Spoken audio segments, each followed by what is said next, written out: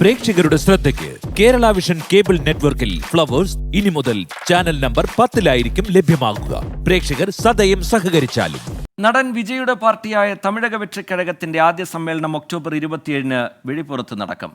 പാർട്ടിയുടെ നയം സമ്മേളനത്തിൽ വിജയ് പ്രഖ്യാപിക്കും. അതേസമയം രാഷ്ട്രീയ ചോദ്യങ്ങൾ ചോദിച്ച മാധ്യമപ്രവർത്തകരോട് നടൻ രജനീകാന്ത് ക്ഷുഭിതനായി. അഭ്യൂഹങ്ങൾക്കും അനിശ്ചിതത്വങ്ങൾക്കും ഒടുവിലാണ് തമിഴക വെற்றிക്കഴകത്തിന്റെ സമ്മേളന തീയതി പ്രഖ്യാപിച്ചത്.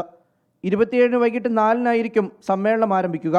ഈ മാസം അവസാനം സമ്മേളനം നടത്താൻ TVKക്ക് കർശന നിബന്ധനകളോടെ പോലീസ് അനുമതി നൽകിയിരുന്നു. എന്നാൽ ഒരുക്കങ്ങൾ പൂർത്തിയാകാത്തതിനാൽ മാറ്റി.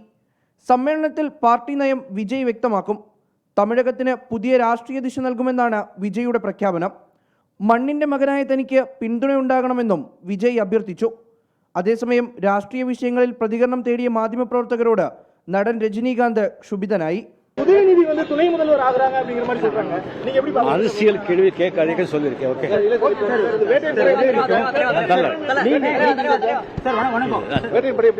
ഉദയനിധി സ്റ്റാലിൻ ഉപമുഖ്യമന്ത്രിയാകുന്നതുമായി ബന്ധപ്പെട്ട ചോദ്യങ്ങളാണ് രജനീകാന്തിനെ ചൊടിപ്പിച്ചത്. മുഹമ്മദ് റഹീസ്, 24, ചെന്നൈ.